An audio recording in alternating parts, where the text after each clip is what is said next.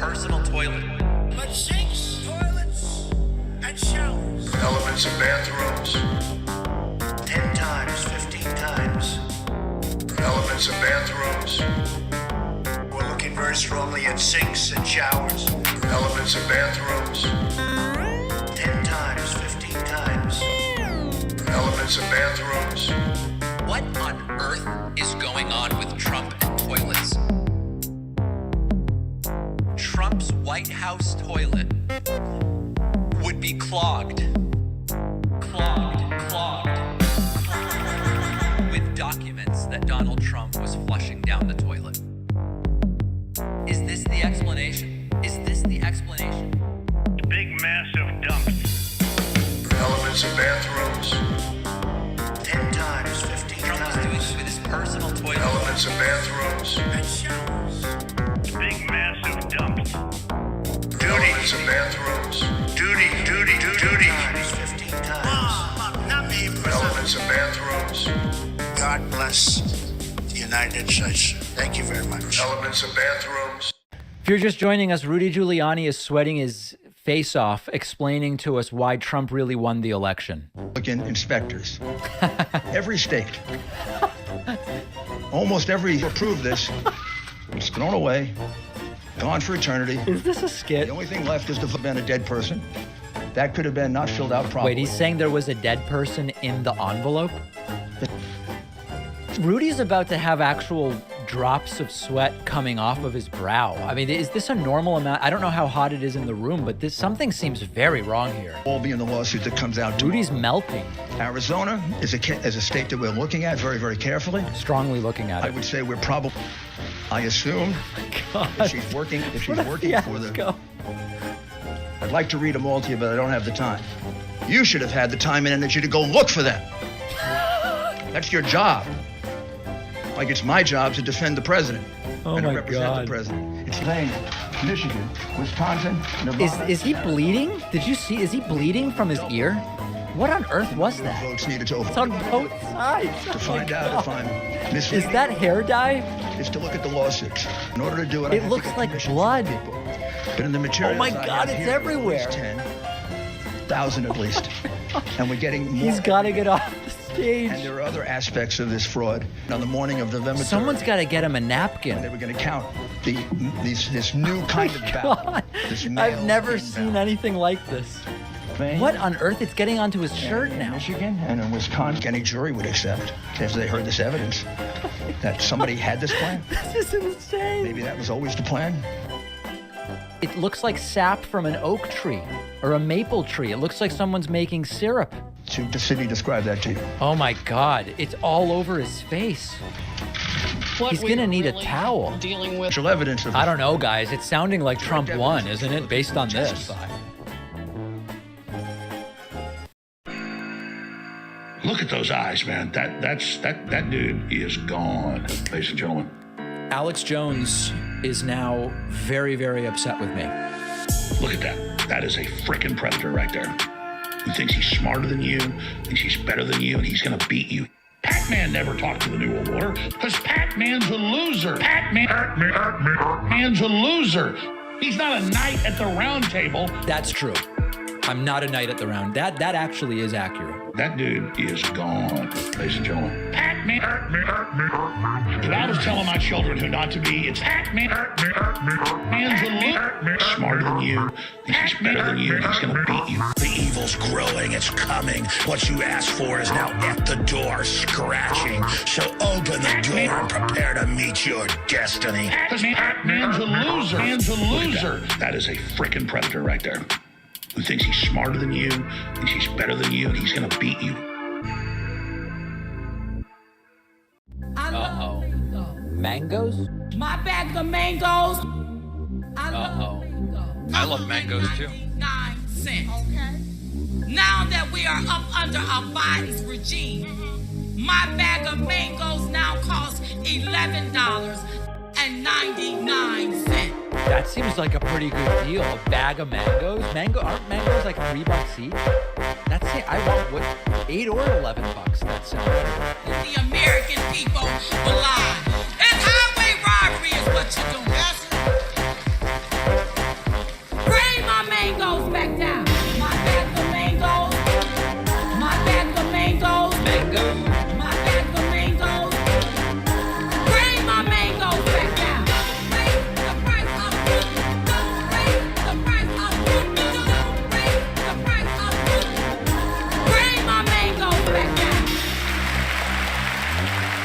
The Wisconsin crowd identified with the mangoes. Disproportionately affected the American people.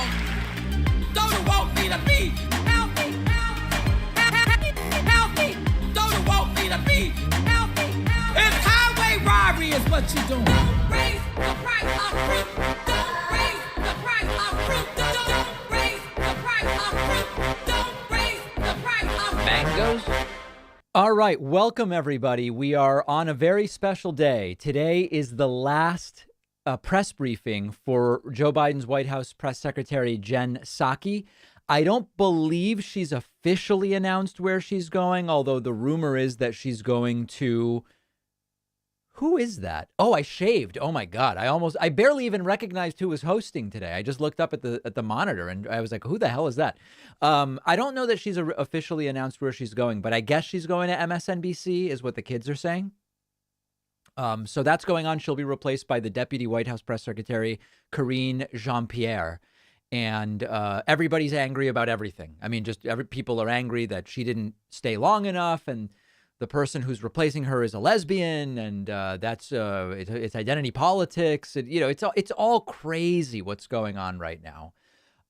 Now, many of you have asked me, from the standpoint of tomorrow's Trump rally, will I be streaming it? I actually will not. And it turns out tomorrow's Trump rally, I guess, isn't really a rally. Trump's going to be in Austin, Texas tomorrow. And he's speaking at an event that you have to pay to go to. And it also, I guess he's speaking at like 4 o'clock Central, 5 Eastern.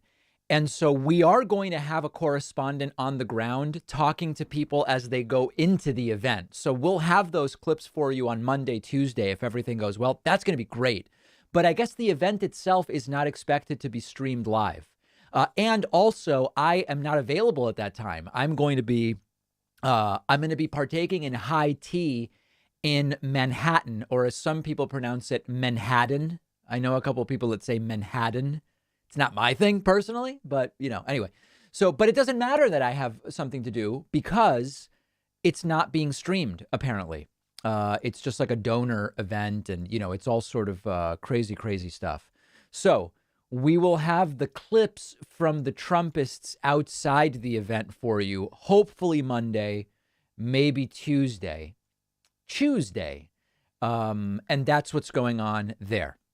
Now, thanks to Kurakaj, Toolmoo, Jen here, Weatherboxer, Zero Cool, and Rose Cassandra for the Twitch Prime subscriptions. I appreciate that, kicking us up to 6 right away.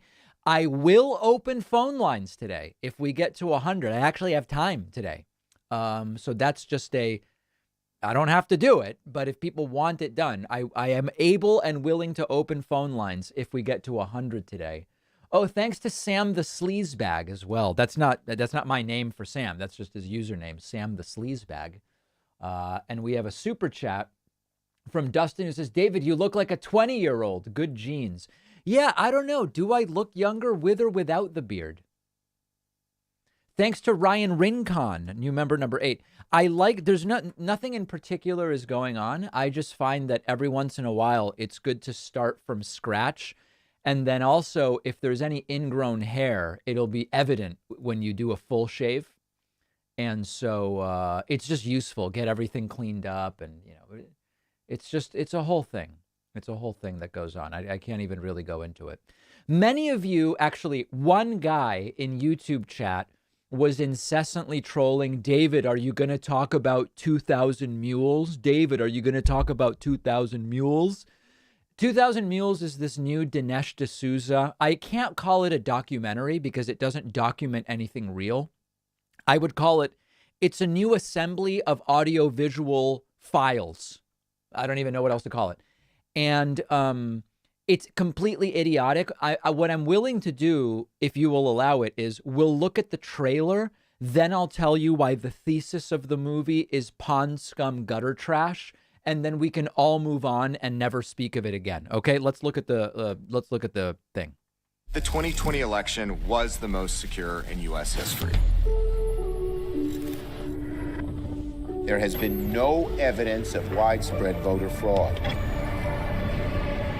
He lost a fair and secure election. The most secure election in American history. Really? All those of you who volunteered and worked the polls, you deserve a special thanks. Okay, notice that guy put 2 ballots in. Okay, it's edited to maybe look like it was 3. He put 2 ballots in. For all we know, that's that guy and his partner's ballots. There's nothing illegal. There's nothing concerning about that video. From the entire nation.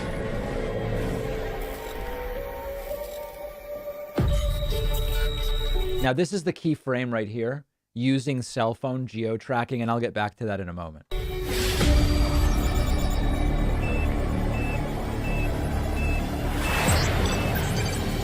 This one mule made 53 trips to 20 drop boxes. He's not alone. We tracked 2,000 mules making multiple ballot drops.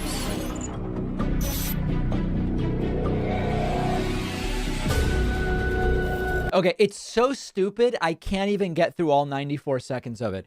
Here's the premise of this film, okay? The premise of the film is using cell phone geolocation data, which they say they obtained, and mapping the geolocation data against ballot drop boxes. Dinesh D'Souza claims that he has identified a ballot trafficking, that's a made-up term, a ballot trafficking conspiracy involving mules. You know, like a drug mule, they move drugs around. The idea is these are ballot mules.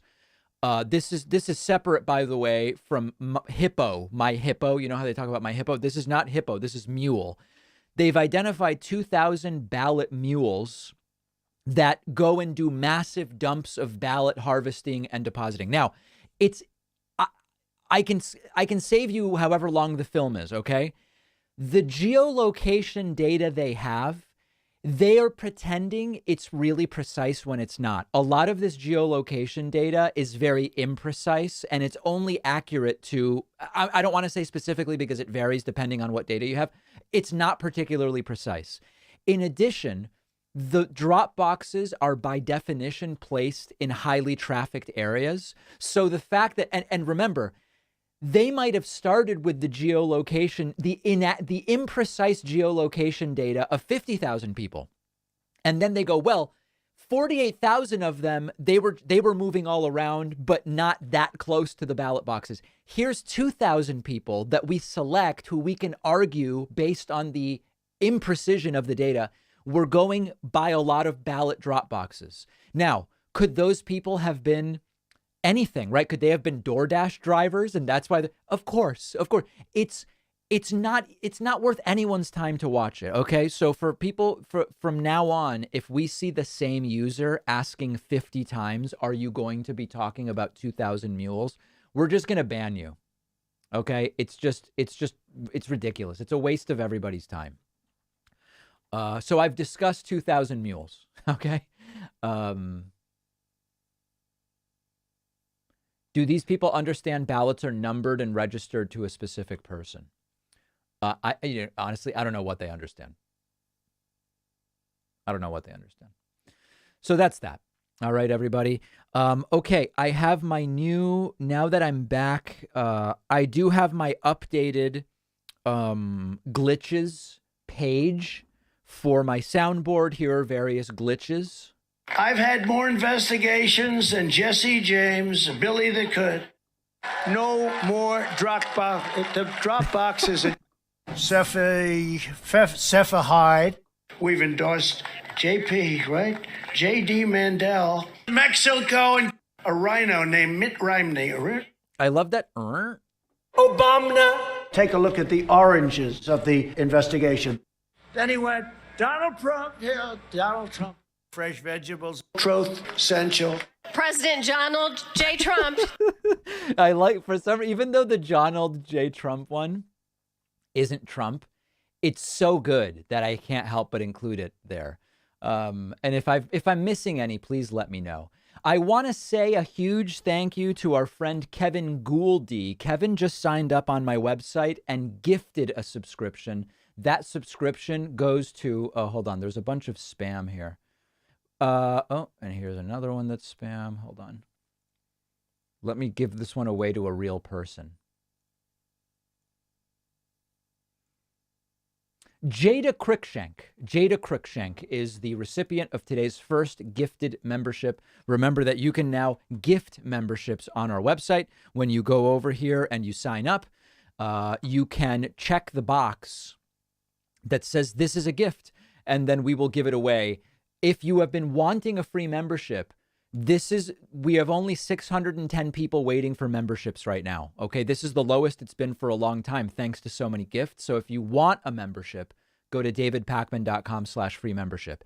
If you want to gift a membership, go to joinpakman.com and check the box. This is a gift. And you can use coupon codes like, for example, Obamna, which will discount the membership severely, almost too severely. And that is an opportunity. You can make the moral decision as to whether you're comfortable with such a discount. Let's go to some super chats. Valerie says the baby formula shortage is artificial scarcity. The free market was doing fine before the government got involved and started printing surplus babies. Typical government being the problem. Thank you, Supreme Court. Yeah, okay. Very, very well done, Valerie. That's a good one. June 2020, Supreme Court rules workers cannot be fired for being LGBT+. Wanted to point this out since you recently said a few times it is still legal in some states. Is this not correct? Yeah, that was a mistake. I did correct it, Borach, but maybe you missed the correction, for which I apologize.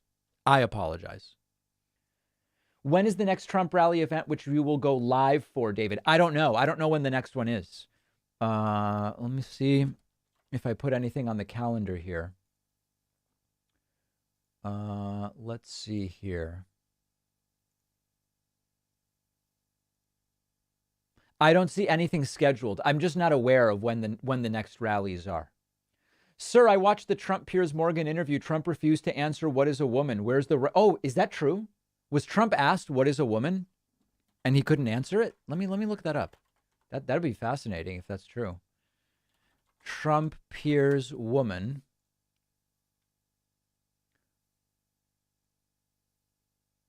Oh, that's interesting. I didn't see that. Hold on a second. Let's take a look at that.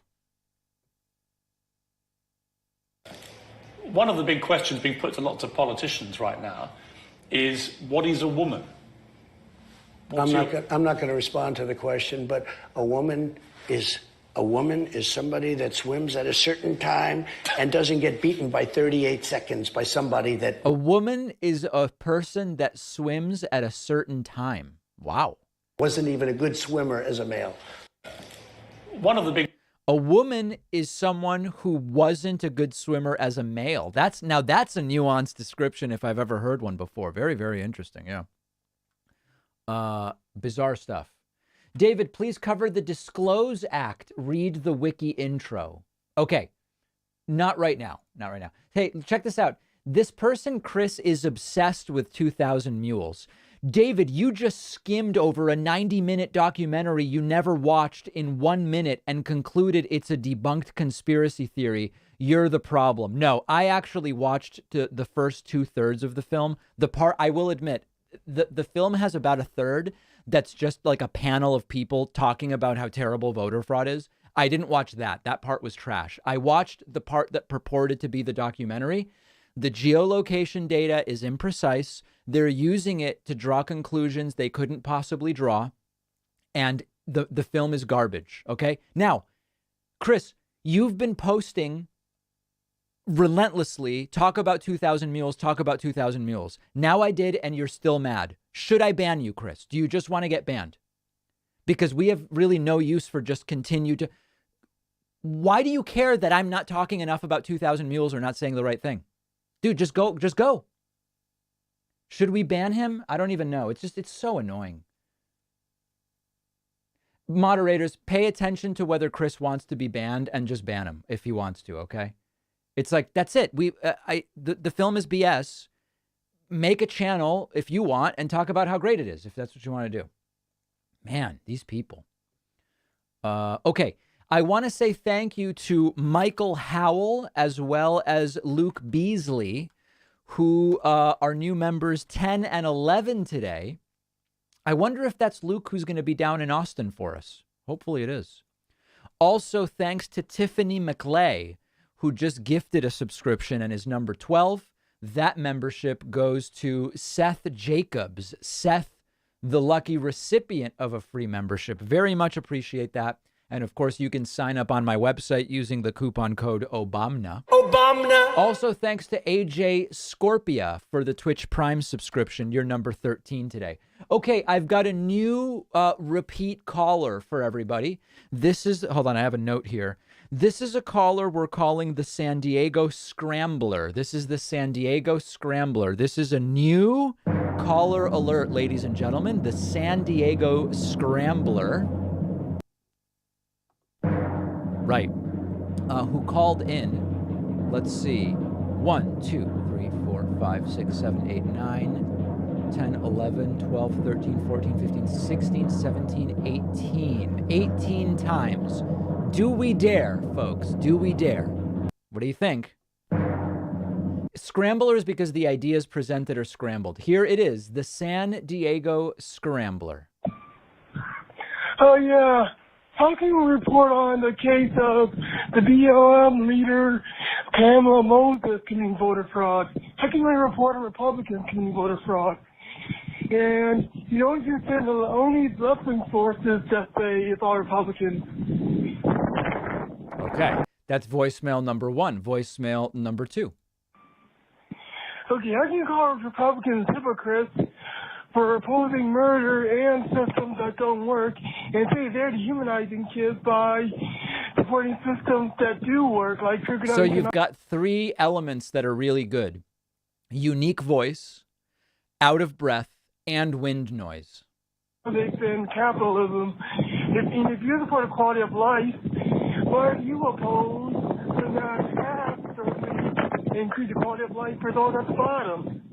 Now, what about goodwill system, or history of the car, or how we going to help folk got rid of the gold rush? Denying critical economics is pretty much the equivalent of denying the earth is round.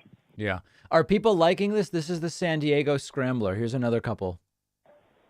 Okay, the Georgia audit found 4,000 only Biden votes. And ballots that cannot... Was that a truck driving by? That's a good audio element. Mail-in ballots that cannot have been in envelopes. And you're on video. Yeah. Okay.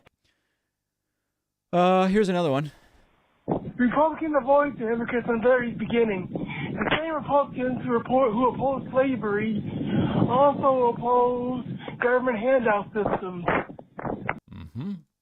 At least they're concise. This is Rusty Shacklefruit. I noticed if like say 10 or 30 women alleged rape or groping, they're all credible, and we just throw in the Capitol over that. But when I say hundreds of women and men with actual legal penalty for lying, allege election workers of cheating. Man, I don't know what they're talking about. I really have no idea. No clue. 18 times he called in. Got to give him respect for consistency. He's determined. Alex says, did you see the trigonometry guys talk about your live stream talking about your interview? It's hilarious. I didn't. We could maybe watch that a little later. I know that they're mad because I said they were right wing. Like, from my recollection, they told me they were right wing, but not nuts before the interview started. And then they said I smeared them, which is weird because I just said you're right wing. I don't know. Is that a smear now? Thanks to Physicist 101 for the Twitch Prime subscription. And thanks to Randy Chavis or Chavis, I hope I'm pronouncing it correctly, who just signed up at joinpacman.com and is new member number 15 today. We are opening phone lines after the press briefing if we get to 100 new members and Twitch subscribers today. Very, very exciting. Let's do a couple more of these San Diego Scrambler voicemails. This is Rusty Shacklefruit. Are they saying their name is Rusty Shacklefruit? I know them as the San Diego Scrambler. What do you mean that you lied about all court cases being thrown out? I lied about all court cases being thrown out. Man, I don't even know what that's about. I don't know. Oh, this is Rusty Shacklefruit. Rusty Shacklefruit. All right. Anyway, that's it. That's a new caller. I guess maybe they go by Rusty Shacklefruit The name I came up with was the San Diego Scrambler because everything is so scrambled. Samuel says via Super Chat, David, I recently threw out my neck and my doctor recommended I get a MyPillow. I laughed out loud. That can't possibly be real. Is there really a doctor that... If you have a doctor that recommends a MyPillow, I would get a new doctor. That's my perspective on that. All right, let's look at a couple of things here. Congressman Paul Gosar put this tweet out with this video. The men holding rosaries, Bibles, and wearing America First hats bravely defending their churches against the abortionist horde are heroes. Let's see what this is. All the evil spirits prowl about the world seeking the ruin of souls. Amen. Together we are angel. Defend us in battle. We are protection. You thou, Prince of the heavenly host, by the power of God, casting to hell Satan and all the evil spirits. What are these people doing? Is this considered prayer when it's out loud like this? Prowl about the world seeking the ruin. Defend us in battle. We are protection against the wickedness and snares of the devil. May God rebuke him, we humbly pray. You thou, Prince of the heavenly host, we beseech thee that meditating upon these mysteries of the most holy rosary of the Blessed Virgin Like, what is this right here? This is they're summoning. Is that what this is called? Summoning? Mary, that we may imitate what they contain and obtain what they poured us. Through that, show unto us the blessed fruit of thy womb, Jesus. Is this Gregorian chanting? Loving, O sweet Virgin Mary, pray for Thank God for abortion. Thank God for abortion. Thank God for abortion. Thank God for abortion.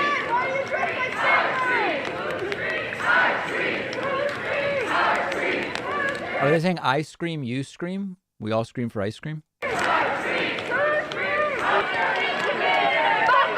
and legislators! We are not your incubators! Fuck the church and legislators! We are not your incubators! Man, a lot of really wacky stuff happening around the country. Let's see what else we've got. Truck drivers are losing their businesses because fuel is so high and freight is too low. Brokers are killing our business. We need help. JR, I wish I knew more about the specifics of what you're talking about. I'd have to research that to be able to say more about it. Sadly, we put up with the same anti-choice crowd here in the UK, just in smaller number. David, I just read on the New York Times that Elon Musk's purchase of Twitter has been put on hold. Yeah, I tweeted about this earlier because I've been saying for a while this is not a guarantee. I said, predictably, Elon Musk's Twitter buyout is now on hold over verification of fake accounts. Did he ever intend to buy it? And actor Jeremy London, who's a good guy, said he's playing everyone. He's bored. Yeah, I don't know. Also, some of you might enjoy this story. A viewer once canceled a paid membership because I said that The Godfather is a good film. And the viewer said I was irresponsibly glorifying violence by saying that The Godfather is a good film. And they legit canceled their membership. When that happened, I'm going to admit, a lot of this stuff doesn't bother me. Okay? When people go, hey, you know, I don't agree with you about taxes, so like I'm canceling my membership. It's like, okay, yeah, that's fine. Like that's just like a political disagreement, and I think it's kind of silly if you generally like agree with what I'm doing and think it's valuable to say I'm canceling because of that one thing. But like, okay, it at least makes some sense.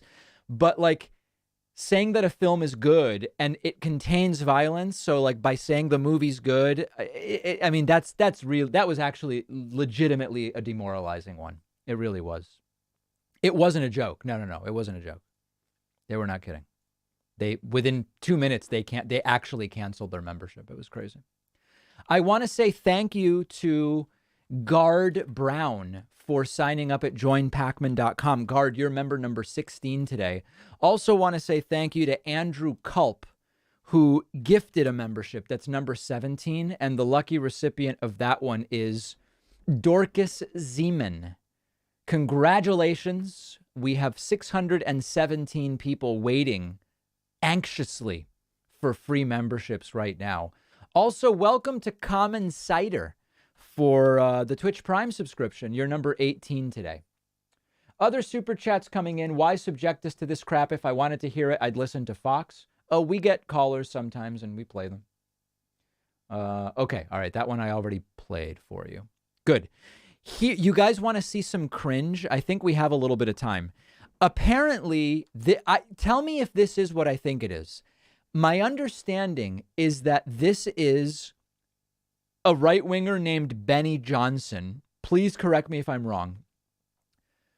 Showing really great right-wing memes, trying to prove that the right is really good at satire and memetics.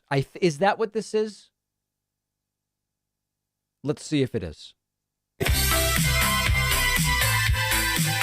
Yeah, Benny Johnson, the left can't meme. Okay. Check out how funny these memes are.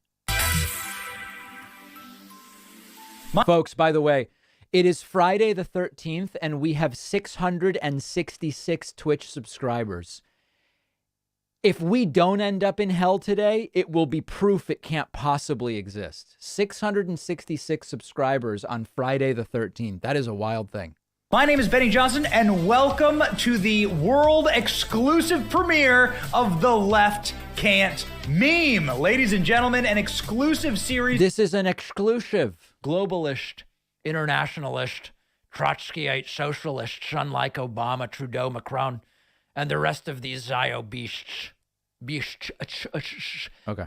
On Parler, where free speech lives and is championed in the form of hilarious memes and content that we are going to be. These are hilarious memes and content. I hope you guys are ready. Is everybody ready to laugh? Highlighting on our show. Now, many of the memes we will show you on today's episode would get you banned on social media. Why do a show on memes? Because the memes hurt their feelings. Our first edition meme review, The Left Can't Meme. The memes of the week, very important. Musk memes, so hot right now. And the people at Twitter are like, I feel like I'm taking crazy pills. I feel like I'm taking crazy pills. Isn't this fun, guys? Here's the libs being fired off like rockets. Whoa, very funny. That's very funny. Good.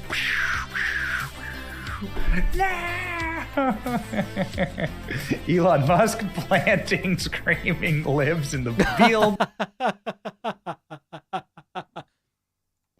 Libs just want to date Elon Musk.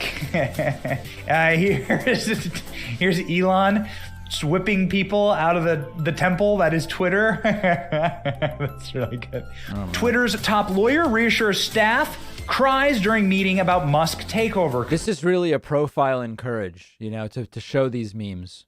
Elon Musk, the Netflix special. Elon. That's good. Very, very good. Always. Who is this guy? Gonna be woke. El Donald, make Twitter great again. Elon Musk as Donald Trump. Very good Photoshop. I'm moving to Canada. I'm removing my music from Spotify. I'm deleting my Twitter account. Yes, it's always the same thing. Triggered Rhapsody.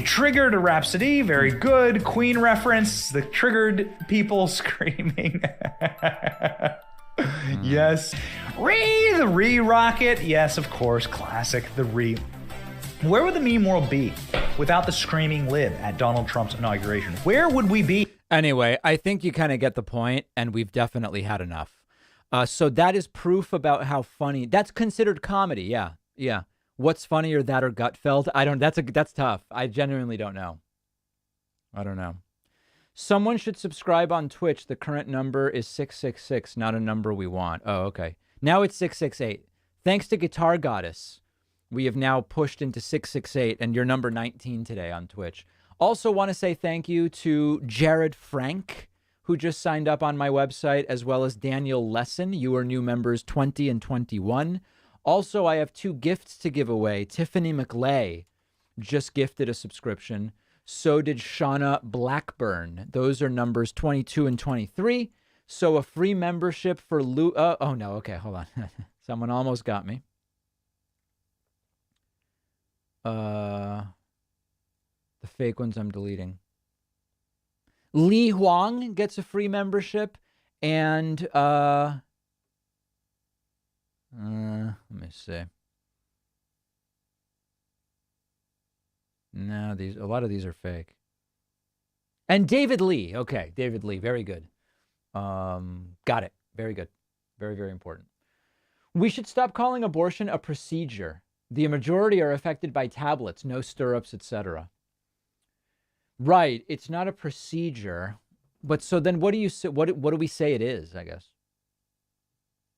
Thanks to Jay Tandaway for the Twitch Prime subscription. You're number 24. We're standing by for Jen Psaki's last press briefing as White House press secretary, scheduled for 9 minutes ago. 9 minutes ago.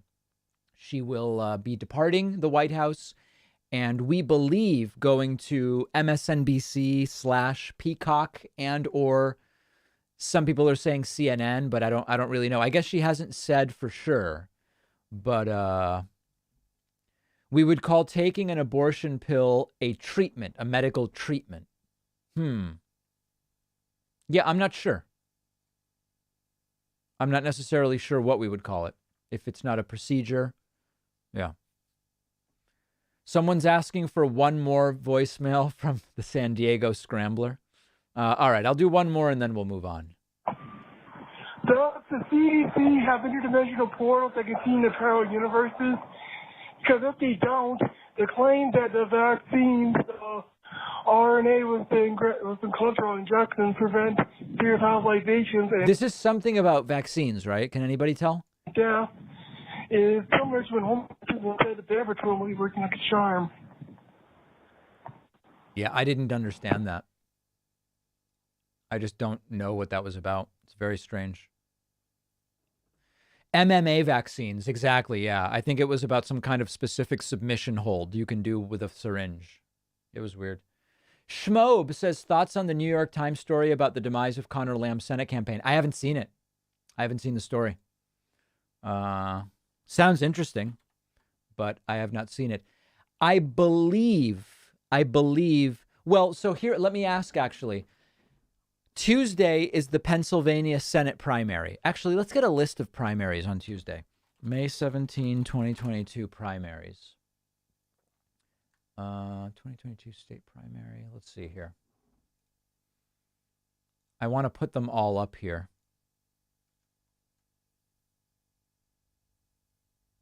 Oh, no, this isn't loading now. You've got to be kidding me. Okay, well, all right. So the Pennsylvania primaries are on May 17th. If we have reason to believe that there will be live results so we can see whether Mehmet Oz wins on the Republican side and whether John Fetterman wins on the Democratic side, I would stream live on Tuesday night, maybe starting at 8 p.m.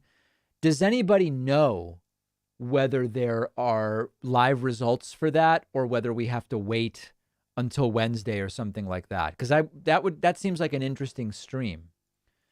List of elections, May 17. Elections calendar. Here it is. Okay. So May 17th. Okay, so we have Tucson special election. We don't really care too much about that. Idaho primary, not super interesting. Kentucky primary, maybe a little interesting. North Carolina primary, okay. The Lackawanna School District, I don't think we care too much about that. There's stuff going on in Oregon, and then we have Pennsylvania, and then we have South Carolina. So really the most interesting element on Tuesday is Pennsylvania. So anyway, the point here is if there's going to be live results, I would definitely stream. But I just don't know. If anybody knows, you can email info@davidpakman.com. I will gladly schedule a stream if there's going to be something to watch, I guess is what I'm saying. And I don't know whether there will be. What else is coming after that? So then May 21st is Virginia local. And then on the 24th might be another day to stream. Alabama primary, Arkansas primary. Georgia's a big deal, so we're going to want to look at that. And Texas statewide primary runoff. Yeah, so, I mean, I would stream on the 17th and on the 24th if there's things to stream. I just am not totally sure. Thank you to Tenzin Base, Elevated Disc Golf, and Flea Girl for the Twitch Prime subscriptions, putting us at 27. Also, thank you to our friend Johnny Minogue, who just gifted a subscription on my website. That subscription goes to, let's find the next real person. Sam Ford. Sam Ford is the next lucky recipient of a free membership. If you want a free membership, request it at davidpakman.com/membership. If you want to gift a membership, you do it on our website, joinpakman.com, by checking the This is a Gift box. And of course, if you don't yet have a membership yourself, what are you waiting for, my friends? It is time to do it. All right, let's do some so-called normal voicemails. Normal voicemails. Hey, David. So with Roe v. Wade, do you think the Supreme Court was going to wait until after the midterms to announce that they were going to overturn it? No, they were waiting until June. Hey, David, it's Juan. I got 2 questions. Question number 1. Would you consider unbanning me from YouTube? In the beginning, when I first came across your channel, I was pretty enraged by all the stuff going on, and I probably said some stupid stuff on chat. I mean, I ask you this because I know that you don't necessarily support permanent bans. Yeah, that I didn't even know that Juan was banned on YouTube. I am fine unbanning Juan. I don't even know anything about Juan's username or anything about it, but sure, I'm glad to unban you and give you another shot. But anyway, I asked you that question. Anyway, the other question is, do you think it will ever get to the point to where a person in the United States will be treated in accordance to who they vote for? So let's say, will Democrats treat someone that votes Republican in a worse manner or differently? I think people already treat others differently based on their political beliefs and political alignment outside of Washington, D.C. is not a protected class. So I hope I'm understanding the question correctly, Juan. Hi, David. My husband and I are hoping you can help us understand something. It's Sure. regarding Elon Musk putting Trump back on Twitter because of quote-unquote freedom of speech. Mm-hmm. Why is it that it's okay to slander and lie and just create all kinds of havoc on social media, but it's illegal to do that on paper or in print or, in journalism? We don't understand that. Thank you. If you could help, we'd appreciate it. I don't even understand the question. You're saying random users are allowed to do things on Twitter that a newspaper would get in trouble for publishing? I just think there's two different things. It's like, why would the caller seems to be asking, why is it different? I'm asking, why would it be considered the same? Not sure I totally understand. Let's see what else we've got here. Hey, David, what's the point of Democrats taking the vote to try to stop the abortion? That's just like a grandstand move. The Democrats aren't going to do anything. They haven't done anything. The Republicans have gotten more done under Joe Biden than the Democrats have. You would think they had the power. What is their problem? They're losers. What's the point? Just let the Republicans win and try to block them. That's the best strategy. All right, thanks. You're doing a great job. Bye. All right, we are standing by for the final press briefing for Jen Psaki. I want to say thank you to Blueberry Babe for gifting 2 subscriptions and Connor Bod for the Twitch Prime. That puts us at 31 today, which is a beautiful number. Jen Psaki, I don't know where she's going, but I believe that she's going to MSNBC Peacock, although it's possible she's going to CNN. We are all learning together about what is going on. Let's see if I have any other quick voicemail for you. Dude. Get real. Dude, get real. There's a very powerful voicemail. Hi, my name is Katie. I'm from San Diego. And I have a question about Alito's comment saying that there aren't enough babies to go around to people who want to adopt. And I'm Yeah, that's not true. All right, let's listen. Without some special guests. So I have some with me today. Today, President Biden is welcoming mayors, chiefs of police, a county commissioner, and a community violence intervention expert to the White House to talk about how the rescue plan is providing historic levels of support to make our communities safer. The president will encourage even more communities to use rescue plan funding to invest more in fighting violent crime, and to deploy American Rescue Plan funding to make our communities safer as quickly as possible as we head into summer. As we announced earlier today, over $10 billion has been spent or committed already on public safety through the Rescue Plan, including by over 300 communities and more than half of the states.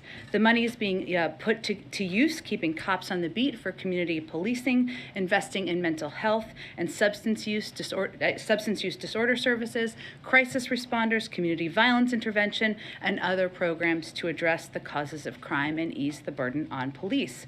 These are stories from across the country about how this money is already making a difference, and we wanted you to hear about it directly from the leaders on the front lines. First is Mayor Quinton of Kansas City, Missouri, who has leveraged rescue plan money to avoid public safety layoffs and has used it to invest $10 million for new police technology.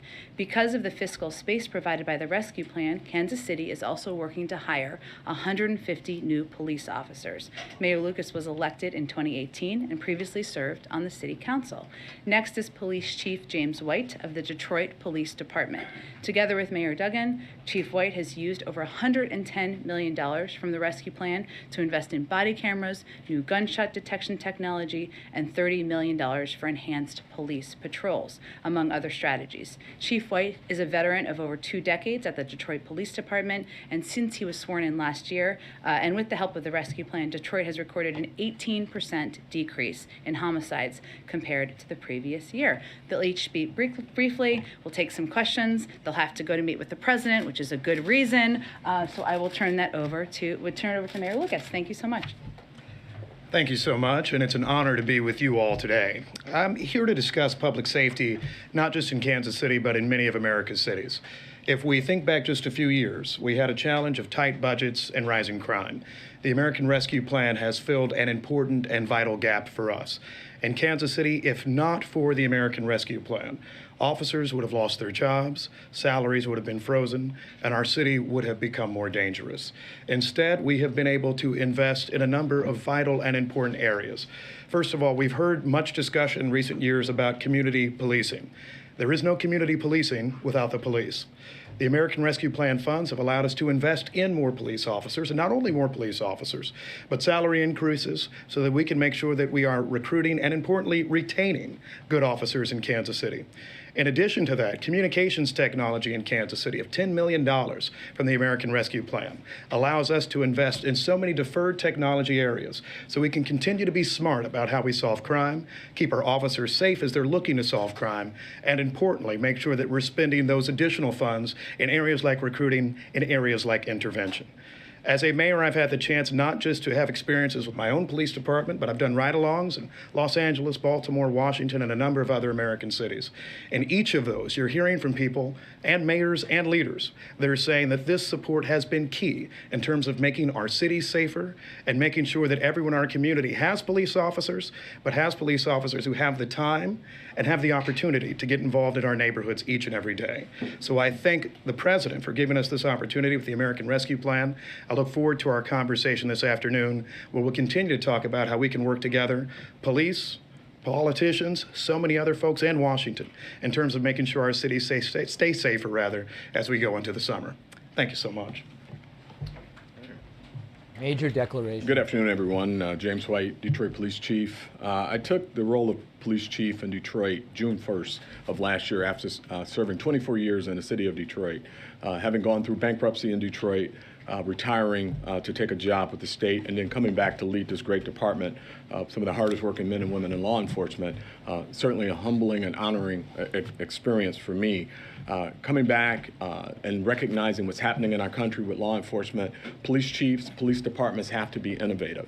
You cannot arrest your way out of crime. There has to be community services, community programming, mental health support, and a number of other different programs Having been an assistant chief at a time when Detroit went through bankruptcy and knowing what that felt like, I'd much rather be the chief when there's the type of investment that we see from the American Rescue Plan for cities like Detroit. It's enabled us to do a number of different things. Number one, put officers in high areas of crime. Put officers around our city where we are looking at statistically gun violence being higher in those areas than in other areas in our city. But in addition, is to provide our officers with state-of-the-art training, being able to develop training protocols based on best practices and use our training facility and bring it up to standards that are necessary in this day and age in law enforcement, making sure that our officers are best equipped to deal with the programming and the issues that we're seeing in our community. One of the most exciting programs that we have is our crisis intervention training and our crisis intervention cars. When I took this role, we had crisis intervention officers in 3 of our precincts. I'm happy to say that today, as a result of the American Rescue Plan dollars, we're able to put it in 6 of our precincts. And by the end of the year, we're hopeful that we'll be in all 12 precincts. And what that does for us is provide a very specific layer of safety, not just for the officers, but for the citizens who are in mental health crisis, by having a trained mental health professional on that car with a trained officer who is trained in mental health intervention. Recognizing what they're looking at, recognizing what they're dealing with when they come upon someone who is in crisis and perhaps engaging in violence or erratic behavior. It is crazy how we have a bigger audience on our channel than the White House has on their channel for the same event. It's bizarre. Equipment that we just did not have prior to this. And one last thing is the training facility and the opportunity to recruit. Right now in policing, recruiting is difficult, and having a state-of-the-art training facility and recruiting opportunity has been instrumental in what we're trying to accomplish in our city. So with that, thank you. All right, go ahead. Mayor, it's good to see you again. The Missouri General Assembly just passed a bill just now that increases the percentage of Kansas City's budget that needs to be spent on policing. What's your reaction to the bill, but more importantly, what's your reaction to them passing it while you're here on this very topic? I think it's always important to have locally driven solutions to local problems. I think that's why the American Rescue Plan was so helpful, money coming directly to cities and to states so we could solve public safety problems. I do not think necessarily that someone in outstate Missouri has better answers for policing than somebody in the core of Kansas City. And what we've been able to do, both with American Rescue Plan funding and our collaboration with folks at the state and federal level, is come to solutions like more officers that my friends in the legislature and the governor are asking for. And so I do not support anything that takes away our ability to work with our local police department and neighborhood leaders in terms of how we get to better solutions for violent crime. This administration has often talked about funding the police as crucial to not just lowering crime, but also for police reform. I heard talk about crisis intervention training, but did any of the ARP investments that you allocated also go towards implicit bias training or programs that require diversifying the rank and file or active bystander training? Anything that specifically goes towards accountability or oversight? Yeah, I'll take that. And so in Detroit, we're in the process right now of building out. I've just hired a diversity, equity, and inclusion director. We're constantly looking at our policies.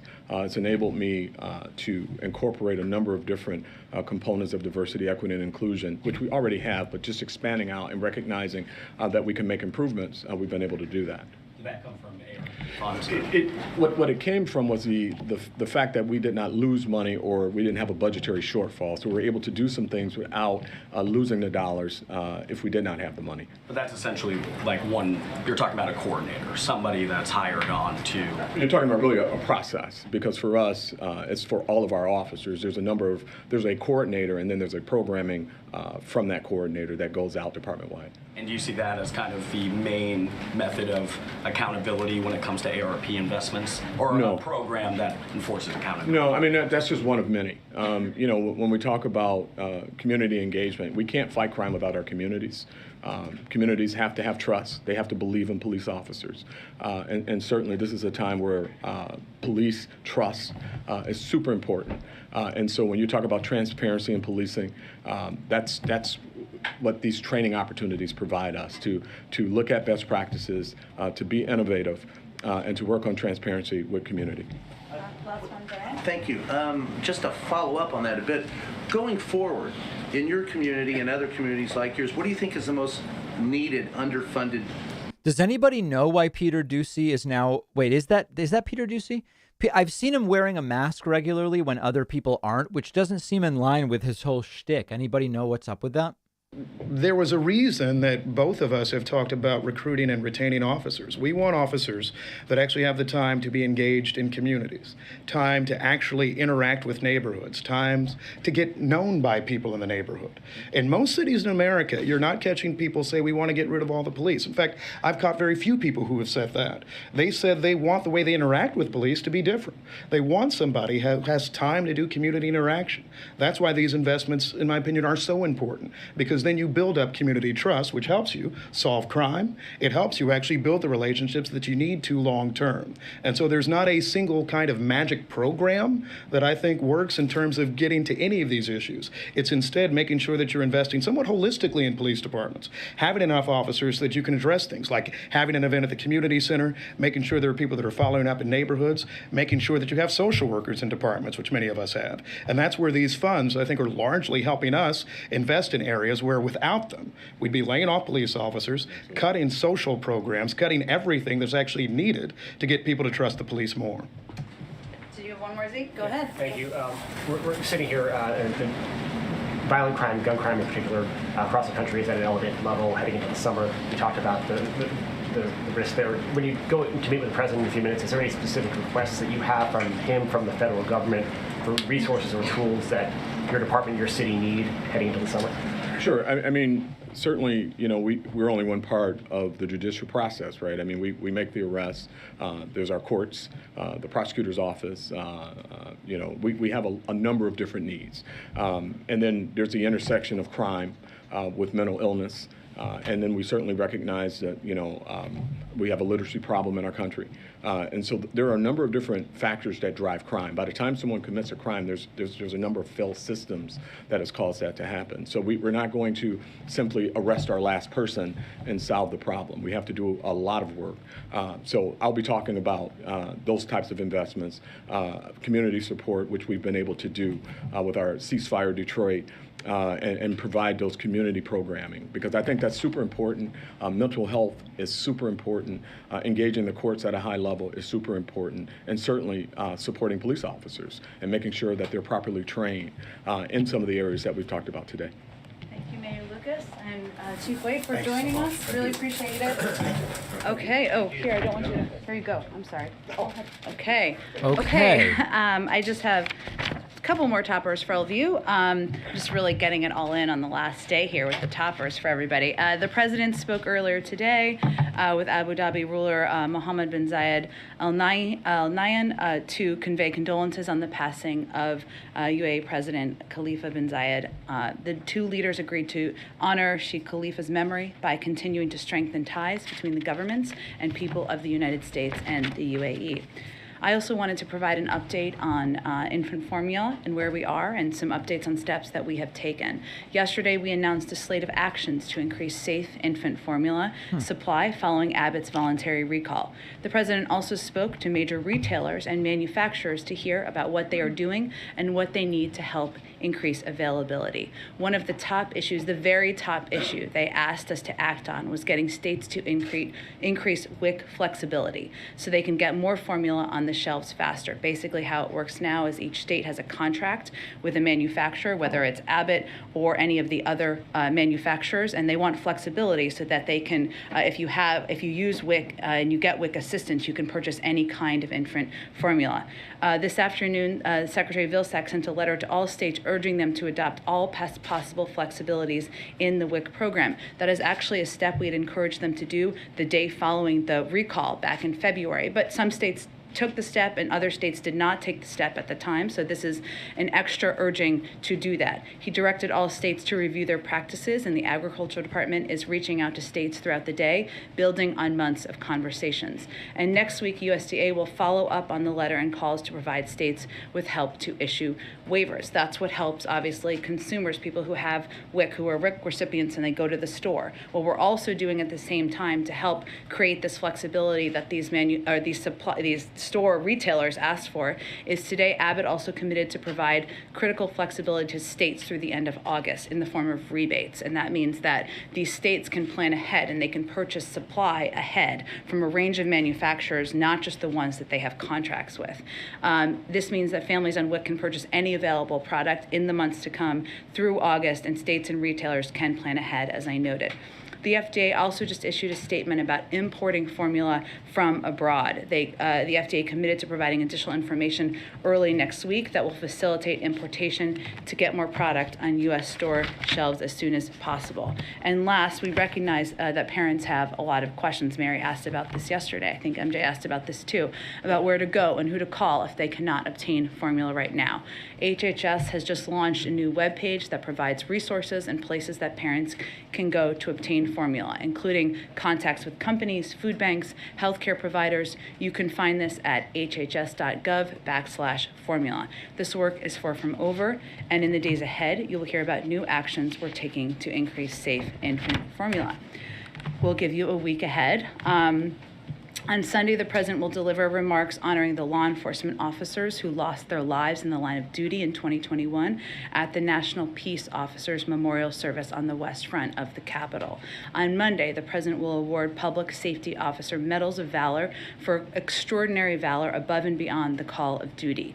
Later in the day, the president will welcome the Prime Minister of Greece to the White House, where they will affirm our strong bilateral partnership and celebrate 201 years of Greek independence. The leaders will discuss ongoing efforts with allies and partners to support the people of Ukraine and impose economic costs on Russia for its unprovoked aggression. After the bilat, the president and the first lady will host a reception in honor of the prime minister. On Tuesday, the president and the first lady will host a reception in the Rose Garden to celebrate Asian American, Native Hawaiian, and Pacific Islander Heritage Month. This month, we honor our diverse Asian American, Native Hawaiian, and Pacific Islander communities.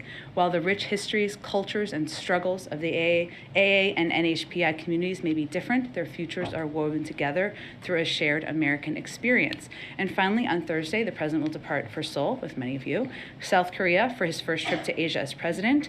Karine and the team will have more to announce early next week, and National Security Advisor Jake Sullivan will join the briefing on Monday to preview the trip. And last thing I wanted to just say, so I have one more topper. This is my last briefing, and it is, Brian. And I wanted to start with a series of thank yous. I promised myself I wasn't going to get emotional. Whew. Okay. Thank you. I want to say thank you to the president and the first lady. They entrusted me in serving in this role for the last 15 months. And I talked about this a little bit before, but during my first conversation with them, which was in November of 2020 after the election, I was very nervous when I went to see them in Delaware. And really what we talked about for the majority of our conversation was the importance of returning integrity, respect, and civility to the White House. The small sliver of my job here in engaging with all of you, that doesn't not mean that we haven't let our Irish side show, mine and the president's as well, from time to time. I recognize that. But on my best days, and as I look back, I hope I followed the example of integrity and grace that they have set for all of us and do set for all of us every day. And I'm incredibly grateful to them. I'm not going to get everyone here, but I want to thank, there is a Biden family that is extended and expanded far beyond the Biden named family, and that includes people who have worked with the president and for the president for many years. Ron, Anita, Bruce, Cedric, Kate, J.O.D., Donald and Rochetti, Susan, Deese, Jake, Evan, Annie, Elizabeth Alexander. There's so many others. Will she address Peter Doocy by name in this speech? role is to represent and talk about the policies and the work of any administration.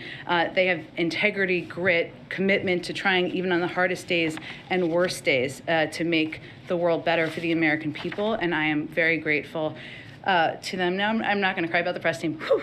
Okay. Thank you to the press team.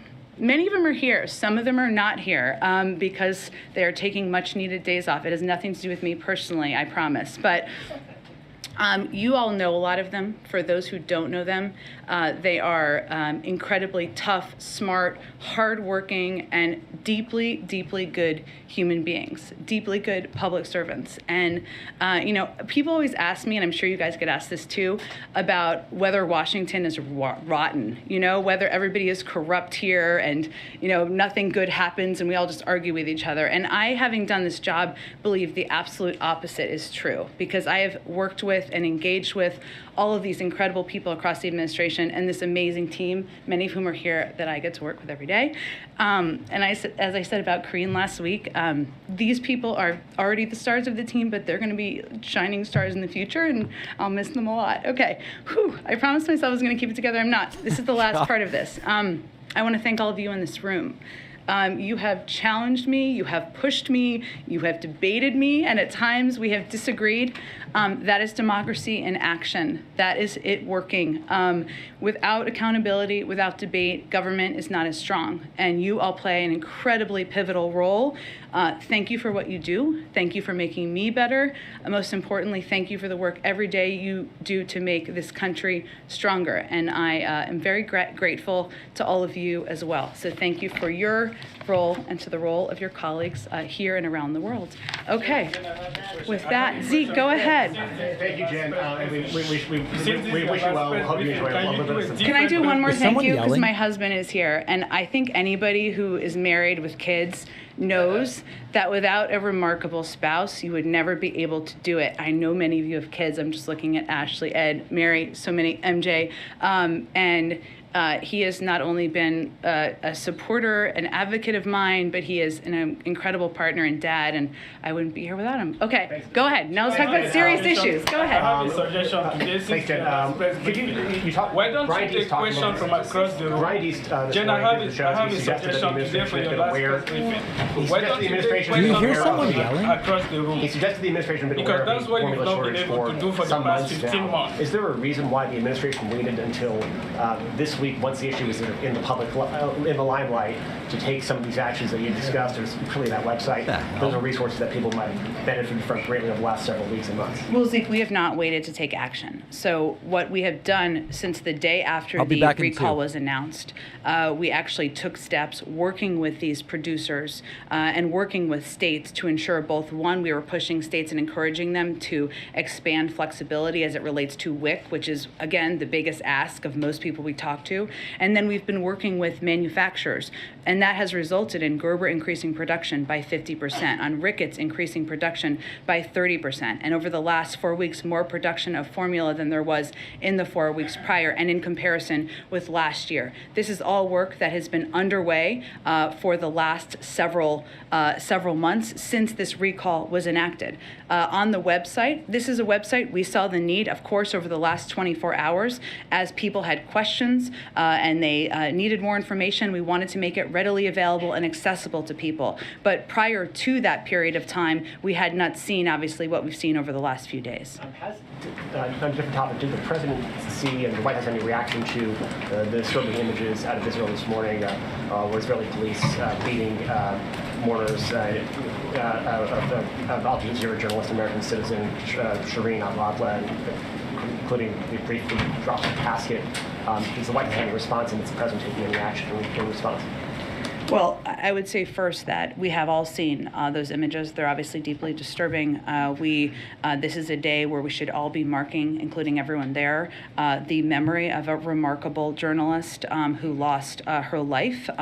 We know that there is, with the disturbing footage from the funeral procession today in Jerusalem, we regret the intrusion into what should have been a peaceful procession. We've urged respect for the funeral procession, the mourners, and the family at this sensitive time. We're also in close touch with Israeli and Palestinian authorities, have been and obviously will continue to be, especially given the images we've seen today. I'm seeing tweets that the person yelling is the African reporter who often asks the really kind of weird questions that she doesn't know how to answer.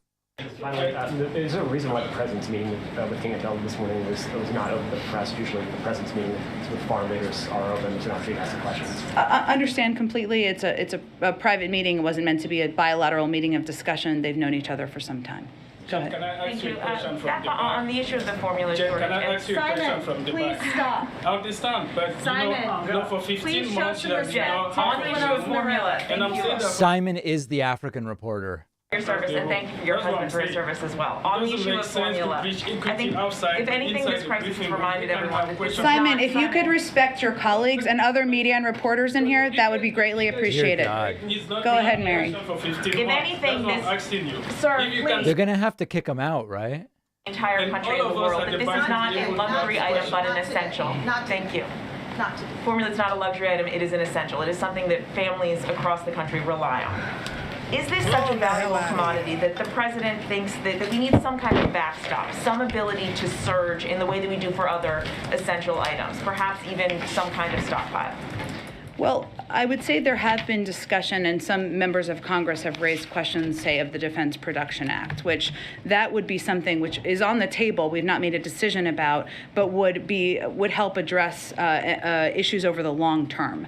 What we are doing here is we're trying to ensure that states and others can plan over the long term, as in the coming months. But it is certainly a reminder that not only do we need to continue to work closely with manufacturers, continue to work closely with retailers and providers, but ensure that everybody knows what they can do to get access over the longer term. There's not a discussion of a stockpile. What we need to do is ensure we are addressing any issues in the supply chain and addressing any issues with speeding up manufacturing. You mentioned the Defense Production Act, and forgive me if I'm not understanding how this works, Sure. but how would that actually work? Because you say you're exploring it, but it seems that the issue here is really not having enough manufacturing capacity. So is it really a matter of just looking for other sites that can produce this? Well, that's exactly right, Mary. And so the reason why it would have a longer term impact is because the production of baby formula is so specialized and so specific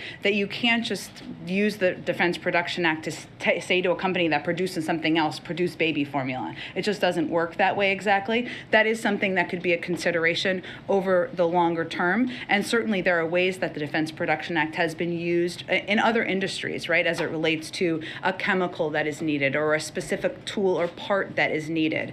So right now, of course, we're keeping that option under consideration, but our focus primarily is on twofold. One is increasing supply, and the other is making it readily available. And obviously production is working with these manufacturers and also imports, making sure we're making more baby formula available through imports, and then making it readily available. The biggest step we can take is this WIC flexibility component, which obviously we took 2 steps, not just pushing states, but also working with Abbott to ensure they're providing a rebate for longer term planning. And just lastly, you said that the FDA is going to have more on easing imports and some of those steps next week, but does the president believe that parents should be allowed to buy formula directly from abroad? Well, there have been limitations on this because, of course, we have a very high level of, FDA approval processes to ensure that we have the best formula that is safe for babies. And of course, whatever formula would be imported would meet those standards. But we think the best steps we can take is to work with Abbott, and Abbott has a responsibility here too, to work closely with the FDA and doing the steps that are necessary to get back and operational online. We have a great deal of manufacturing capacity here in the United States. So I'm gathering, I don't know a lot about baby formula, but is baby formula regulated like a medical product or a food product? Michigan that had tainted formula that killed 2 babies, but we have a range of manufacturing capacity here. So this import step would be not forever or necessarily even long term, it's just to address the current need. Go ahead. Thank you, Jen, and thank you for your work here the last 16 months. You said yesterday that the United States would support Sweden and Finland's application to NATO. Turkey is a current NATO member, and the president of Turkey is saying that his country would not look positively on that. What is the U.S. reaction to that, and will the U.S. intervene on the Nordic countries' behalf? Yeah. So we are working to clarify Turkey's position. We would refer you to the Turkish government for more information on their views. I think there's no question, and you've seen this from the public statements of a number of NATO leaders, that there is broad support from NATO member countries in Finland and Sweden's, desire or interest, stated interest in applying to join NATO. But we are continuing to work with Turkey, and I would point you to their representatives. Also, any White House reaction to Elon Musk saying today that his deal to buy Twitter is on hold while getting information on fake bot accounts? Yes. I would say this is a transaction, a potential transaction, I guess we can call it at this point, from a private investor, and we don't have any comment on private transactions. Our views, broadly speaking, on the role of social media platforms and the need for reforms certainly still stands, but right now it's a reported view of a transaction of a private investor. Go ahead. Thank you, Jen. For what I'm told is episode 224. Yes, that is true. Thank you for doing this as you've done. Has time gone as quickly for you? I haven't been here for all the episodes. That's true. You've been here for a lot of them.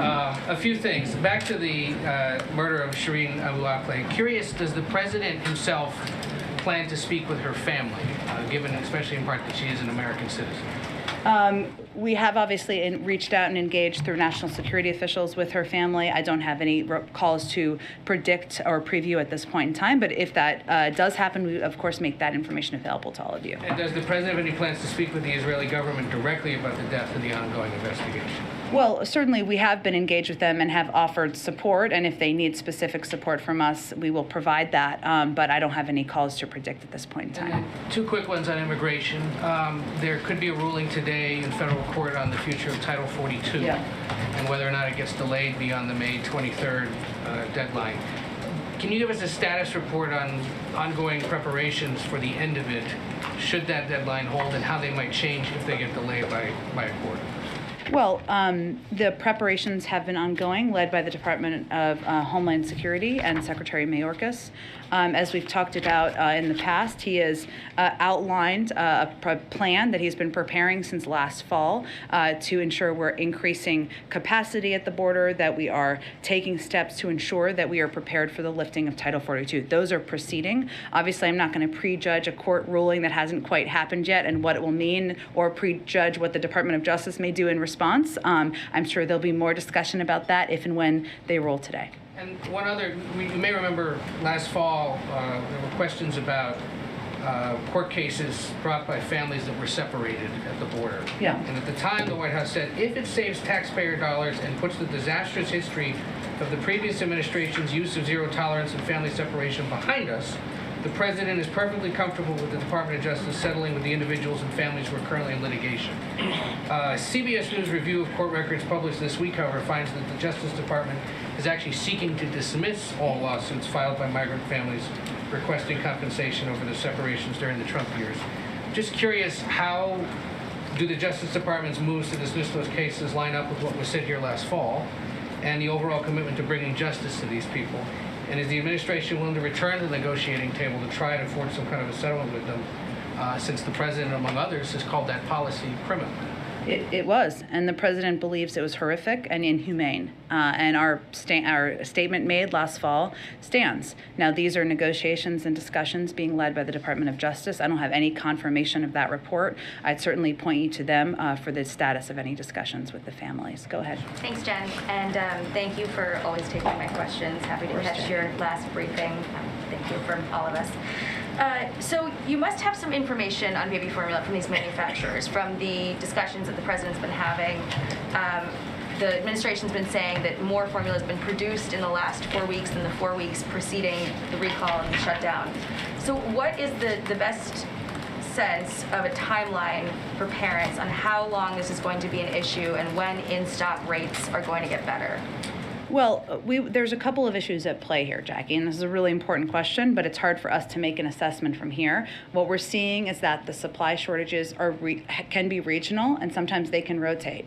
And sometimes the issue at play here is that bigger retailers have a more streamlined process for stocking the shelves than smaller retailers. Now, a lot of people go to stores in their community to go buy baby formula, and it may just be that there's a bit of a delay in stocking some of those shelves. It is certainly a good sign and a positive sign that there has been this increased production from these other retailers, and our hope is also that because there's going to be more flexibility with WIC and the ability of WIC recipients to purchase different kinds of formula and enabling many people who are maybe waiting for their states to make that decision, and also that states will have this rebate opportunity, will provide the incentive to further provide flexibility. That will also help, and of course imports. So we're working to not just address, we've been working to address for months, but we're working to make this, ensure that there is greater supply, consistent supply on the shelves as long as possible. Now what we know, and I know from feeding formula to 2 kids, is that typically you have one formula that you give your kid, right? And so the challenge here is also for parents when they're reliant on one formula, and maybe their child has certain needs because they're sensitive to dairy products or other products. And so the other part of this that we're trying to address is providing these resources so that if people have questions about what kind of formula they can take as an alternative, like the ones that will be imported are not necessarily formulas that people know, but there may be ones that are parallel to the formulas that people are taking or giving to their children. So we are working on every lever here to expedite addressing this and to ensure that when mothers go to the grocery stores in the coming weeks, that they will see the shelf stocked. And I did just go through the HHS website that you guys put out. And one of the suggestions for emergency situations would be to call your pediatrician, see if they have in-store samples or in-office samples, or go to the local food pantry. Clearly, you've outlined this as, there's going to be a range of sort of timelines depending on where you live in the country and where you shop. But say for big box stores, I mean the Walmarts and Giants and Kroger's, can you give us sort of a ballpark window for just realistically how many weeks or months parents are going to be having trouble finding it, or in-stock rates would start to improve? Let me first say that the reason we suggest calling your pediatrician is because of this question I just touched on. Because when you're feeding your child formula, typically they don't recommend changing formula necessarily, but there are ways to do it. And if your child has specific needs or is intolerant to certain ingredients, a pediatrician can help advise on that. But obviously there are a lot of other resources through public health sites as well. I would say for the bigger retailers, some of whom the president spoke with yesterday, their number one biggest ask was the flexibility on WIC. And their feeling was that would help them take steps, given the increased supply of these other manufacturers, to help stock the shelves more quickly. So you guys aren't comfortable giving any sort of ballpark window of time, basically? As quickly as possible is our objective, Jackie, but it's going to be different store to store. Okay. And then one more also on baby formula. It seems like when there's a crisis, you often call in the FTC to look at price gouging. I recall this administration doing that with gas prices.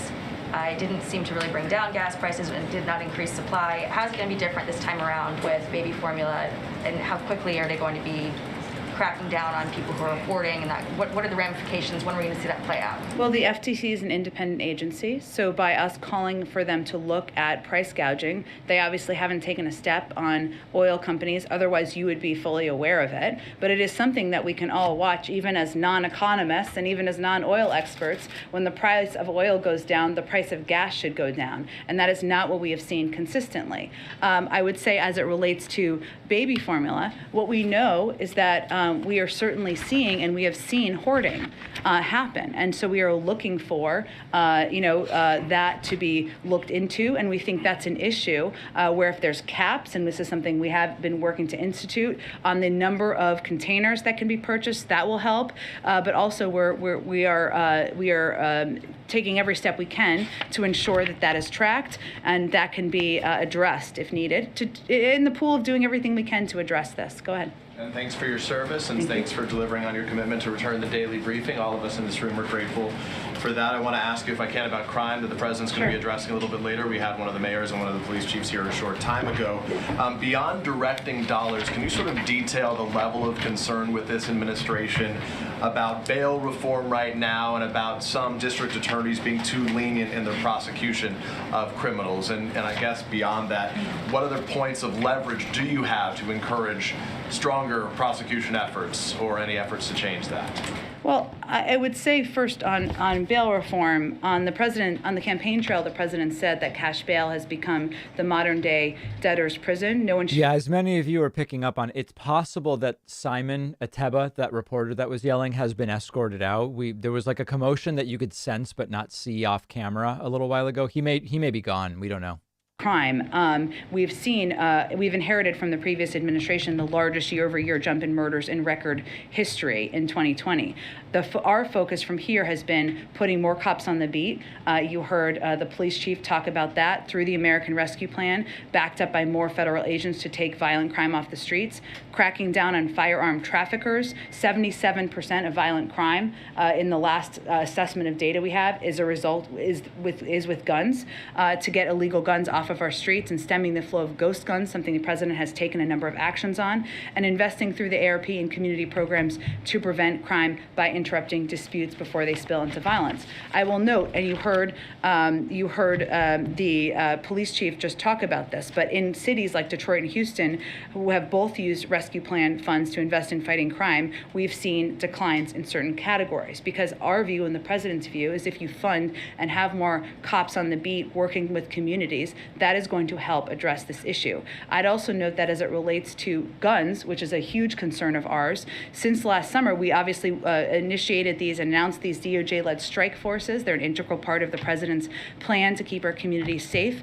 And as I noted, 77% of homicides committed in 2020, the last year we have data, were done with a firearm. Since the launch last summer, the DOJ strike force has already seized 5,100. And one of the steps that can be taken is, of course, to confirm Steve Dettelbach, a very qualified person to lead the Bureau of Alcohol, Tobacco, and Arms. And the president has also called for an additional $30 billion in new funding in his 2023 budget to fight crime. And that is a step that he is hopeful there will be bipartisan support for. A lot of questions in the room, so I'll limit mine to two today. The other one is about ASEAN that's here. What commitments has the president secured from the leaders of ASEAN to condemn Russia?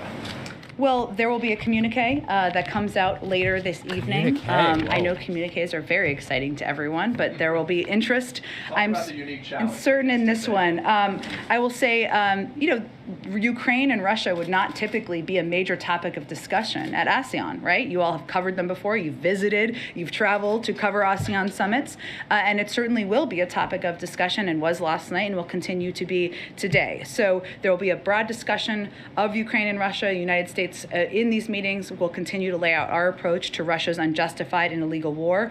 We believe the ASEAN leaders are very interested to hear more about our approach, both where things stand and in terms of the next steps. We expect that the leader statement will also have a reference to Ukraine in it as well, but that is still being finalized in the coming hours. Go ahead. Will President Biden address the abortion rally tomorrow? He has no plans to address the rally tomorrow.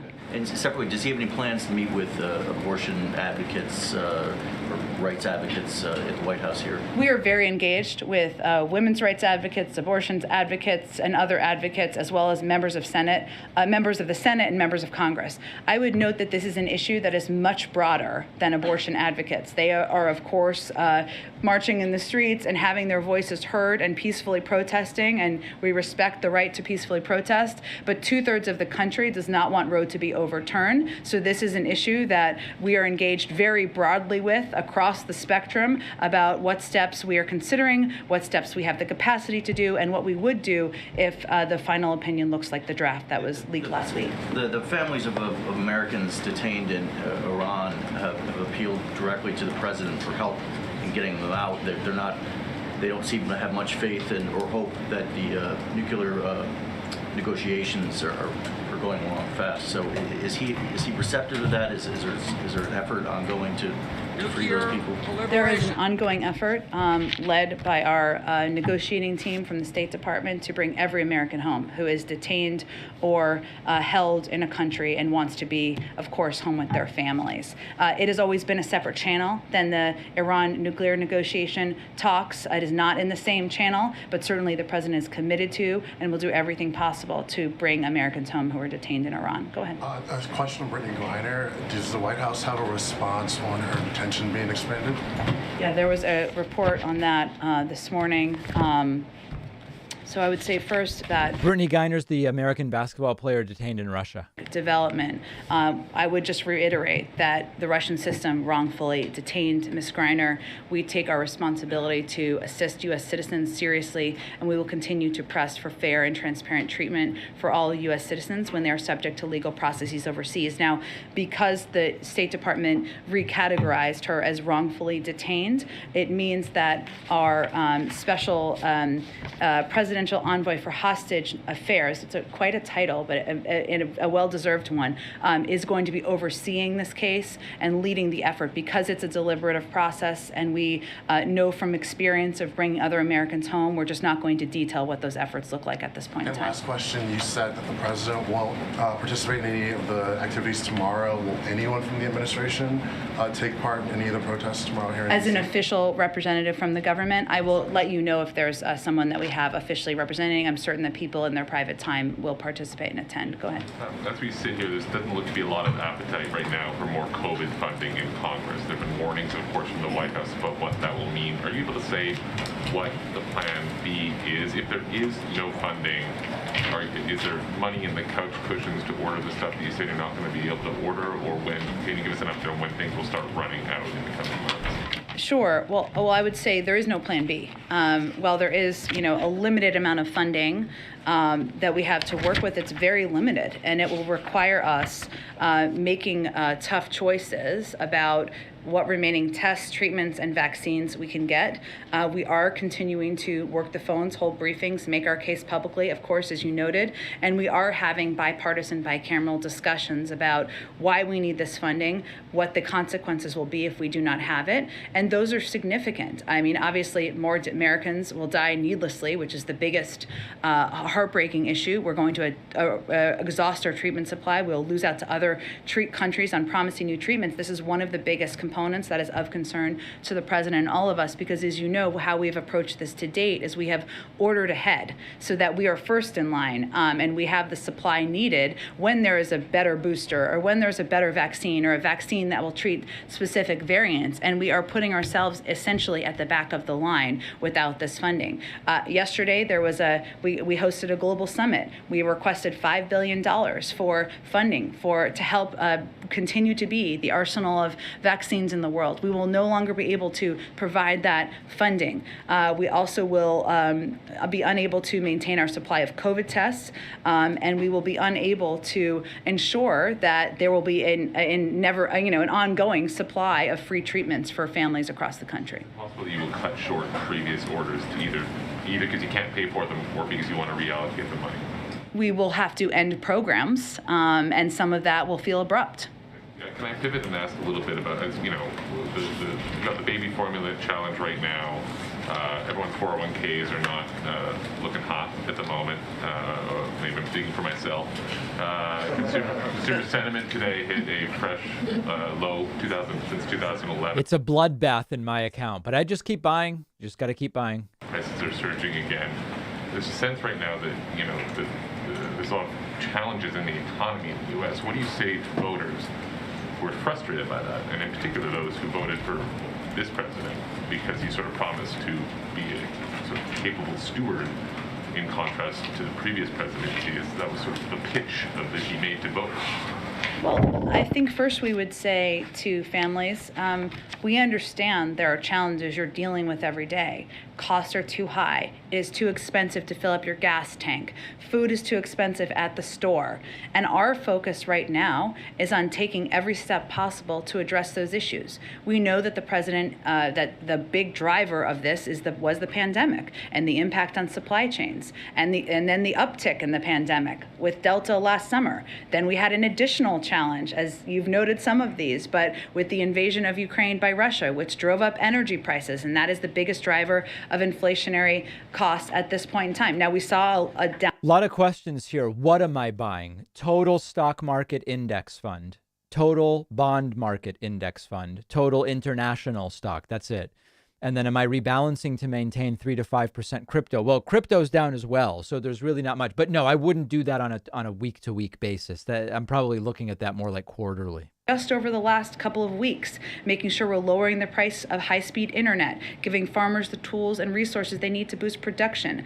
We're also, he led the release of 1 million barrels of oil through the Strategic Petroleum Reserve, issued a waiver for E15 gasoline, so thousands of gas stations in the Midwest could have an additional 10 cents cheaper option at the pump, fix the family glitch. He is mindful and focused on doing everything he can to give people breathing room and lower costs. And what we'd say to Americans also is look at the alternative. We all acknowledge inflation and cost is a challenging issue. What is the Republicans? What are they presenting as the option? Is he frustrated by this? I mean, he likes to say the buck stops with him. Things aren't working. Is he frustrated with the circumstance? Is he frustrated with his team? Is he frustrated that he hasn't been able to get it under control? I would say when you've served, as the president has, as vice president for 8 years, you're pretty clear-eyed about the fact that leading the country means that the buck stops with you and that every challenge we face is on your desk. And he's very aware of that. Go ahead. Yeah, you've said that some states have not done this WIC waiver. Which ones?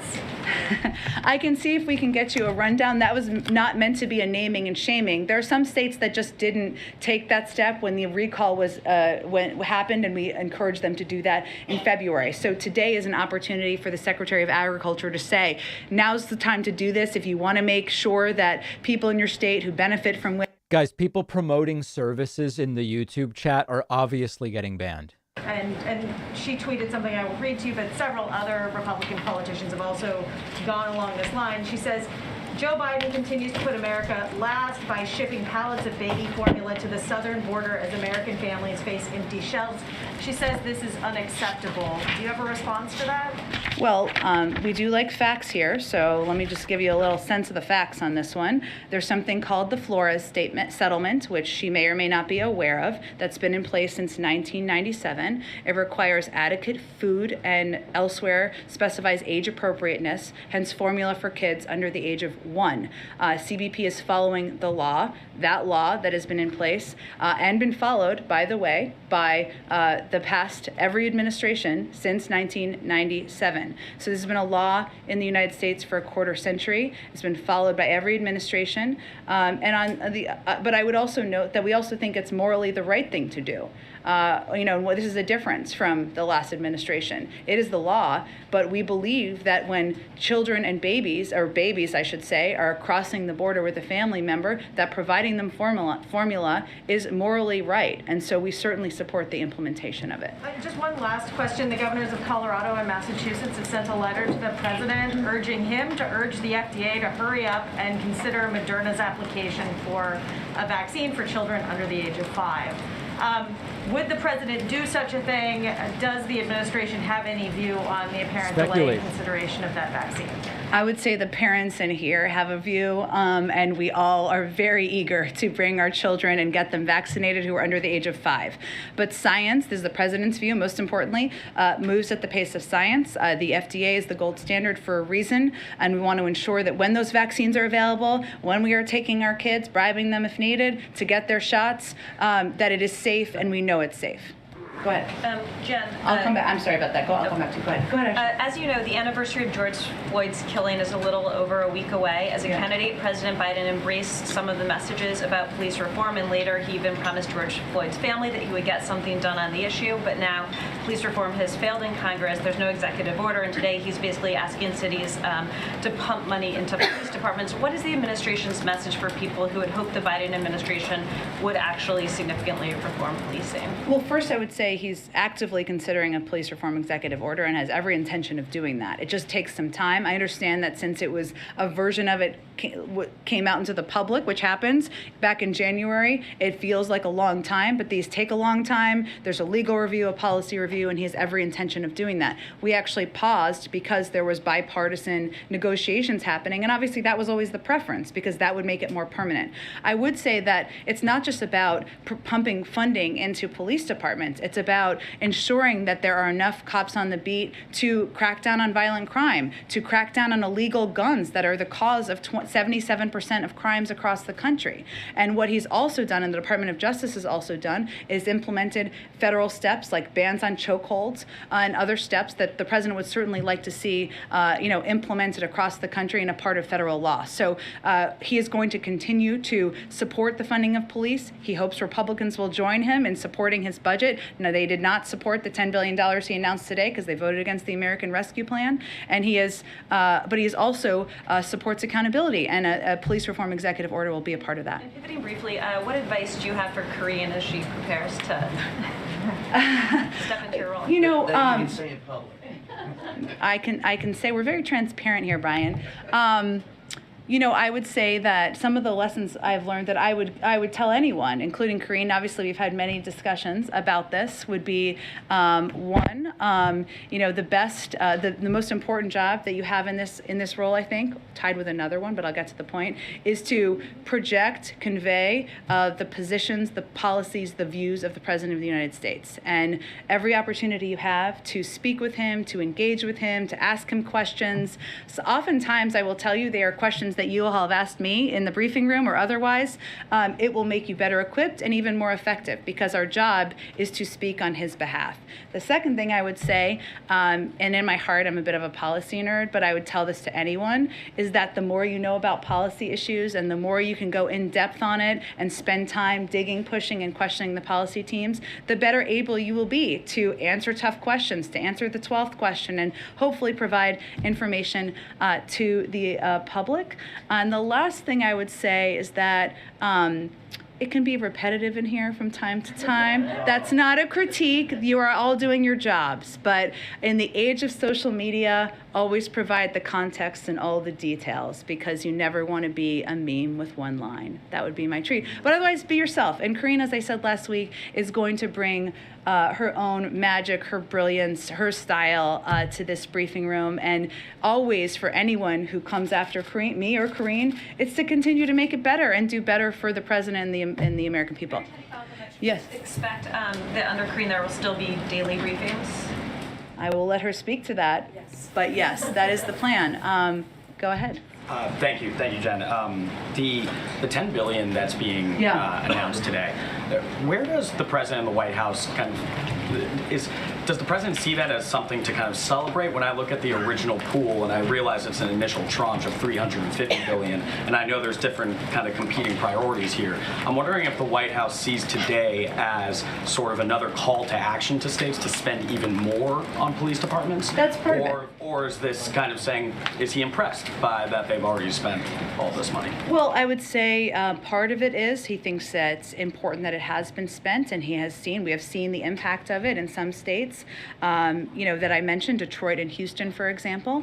But part of it is also about the need to spend more. We know $245 billion is what's been spent to date, so there is more funding left from the American Rescue Plan package, and certainly he thinks keeping communities safe, making sure police departments have the resources they need is an important way to spend the money. I just have a quick clarification on the DPA too. You said the administration is considering the DPA to ramp it's up. One of the options under consideration, sure. I think there's two titles under DPA. One would prioritize contracts and say, companies, you need to develop this. Another would allow the federal government to distribute loans, to distribute actual money to companies so that they can ramp up manufacturing. Is the administration considering that title of DPA to actually give money? There's also options beyond that about the use of there's a range of ways you can use DPA, so I don't have specifics about how it might be used.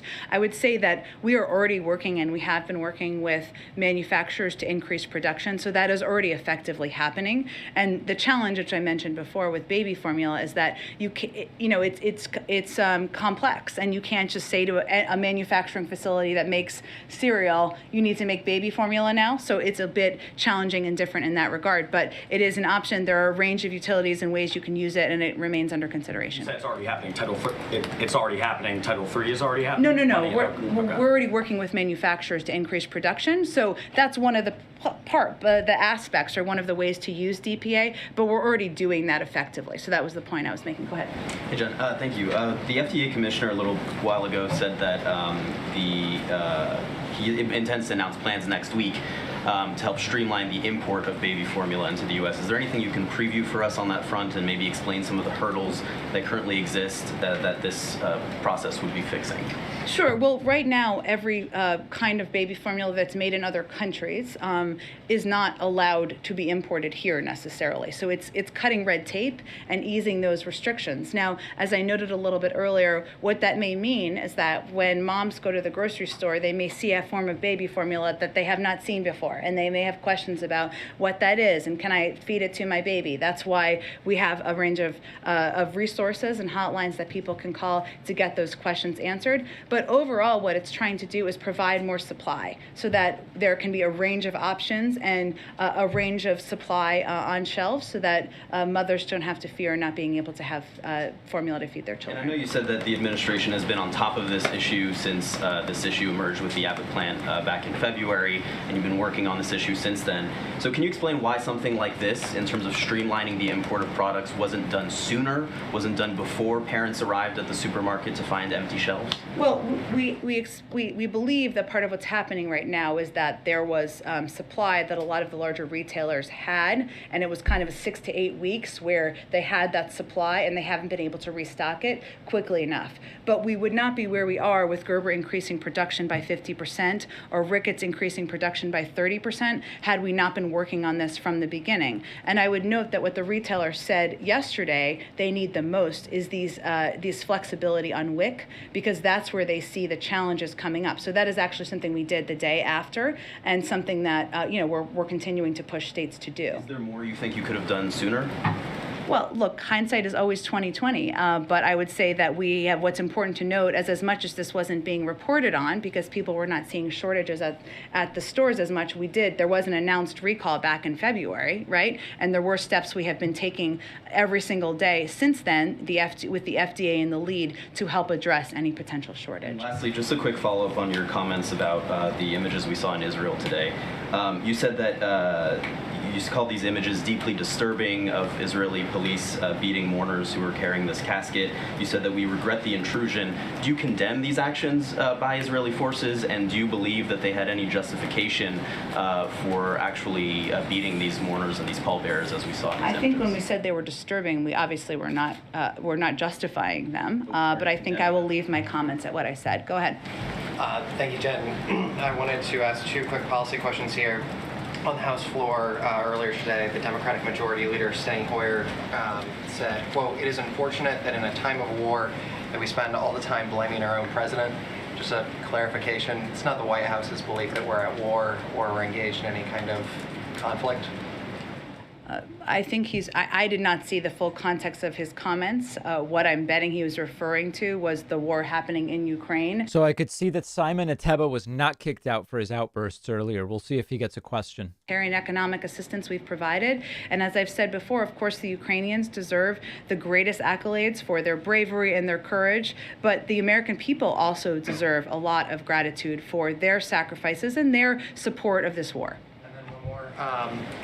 The president supports the Women's Health Protection Act, which did not pass in the Senate, and of course that would codify Roe, but it would also go beyond that.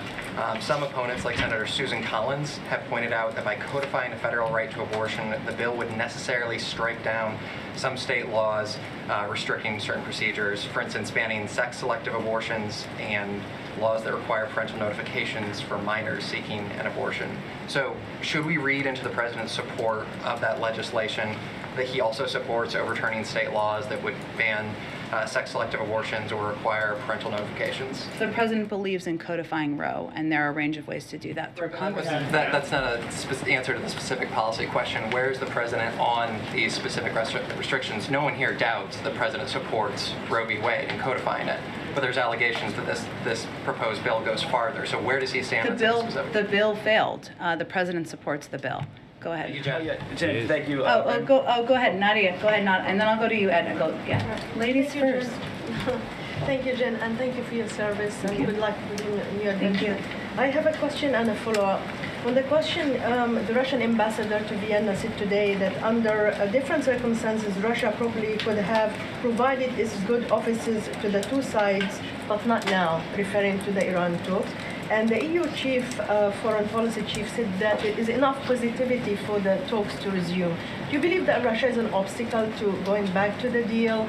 And do you think that there is actually a chance that we can go back to it? Well, I would say that our view on the deal is that Iran needs to decide whether it is going to continue to insist on extraneous conditions and whether it wants to conclude a deal or not. We believe that concluding a deal would serve all sides' interests. But while we have certainly condemned the actions of Russia in Ukraine and the actions of a war criminal in invading Ukraine are the biggest obstacle to an Iran deal moving forward is Iran. And I want to follow up with my colleagues mentioned about Shireen Abu Akleh. And I want to emphasize she is an American citizen. Yes. You know, when American journalists are killed in Ukraine, nobody waits for investigation. They pinpoint their, hands to the Russians. Why Israel get away with this? Why not calling for an independent inquiry? Since Palestinians do not believe that Israel is capable of investigating itself. I mean, this journalist was fully covered in the vest, in the helmet, yet she was targeted under the ear. That means it's a professional job by a sniper. And many people believe that it was an Israeli soldier who shot her. Well, as we understand it, there are investigations by both sides. We've offered our assistance to the Israelis, to the Palestinians, and we are prepared to provide that should they want it. Go ahead. Yeah, thanks, Jen. Two questions. One, do you have a comment on the Texas Supreme Court ruling allowing state officials to conduct abusive investigations of parents of transgender kids? I have not looked into the specific court case, but I would tell you that any efforts to discriminate against, to bully, to put transgender kids at risk would be something we would oppose. But I would have to check out more about the specific court case. On the Summit of the Americas, you've mentioned it a couple times that invitations have not gone out yet. Yeah. It is assumed that the president of Mexico, the president of Brazil are invited. Does this guy speak super quietly, or is that just me? The interim president of Venezuela, why is it not assumed he's getting invited? Why the mystery? There are a range of conversations going about the final invitation lists. I just don't have a final conclusion on those, and as soon as we do, we will make those information available to all of you. And then just to bookend our time at the State Department, I wanted to ask you about Israel. A broader question on how the president seems to be the first in the modern era not to put quite an emphasis on solving the Israeli-Palestinian conflict. He has not appointed a special envoy for the conflict. He has assigned the portfolio to a top administration official. What should we read into that? What priority is it of his, especially as we see these images coming out of Jerusalem today, to personally get involved in dialogue? I would say first, as it's always been the case, any envoy would be working out of the State Department. It was the case when I was at the State Department, and we knew each other there. And certainly, you've seen the Secretary of State and also the President talk for decades about the need for a two-state solution, how that is the only viable way to end an ongoing conflict in the region. And I would certainly say that remains his view, remains his policy. And but I would point you to the State Department for any updates on negotiations or on engagement. Go ahead. I have a follow-up on Brittany Greiner. Does the president have plans to meet with Brittany Greiner's family, like he met with Trevor Reed's family? We are in touch with her family, but I don't have any planned meetings to preview for you at this point in time. And then I have a follow-up on Title 42. Sure. I know a judge's ruling hasn't been made yet, but if he does rule to sort of continue to temporarily delay Title 42 from being lifted, does the Biden administration plan to appeal that? That would be an announcement made by the Department of Justice. And one more question just regarding that.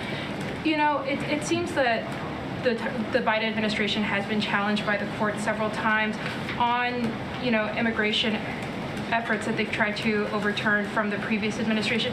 I guess what concerns does the administration have that this will continue as,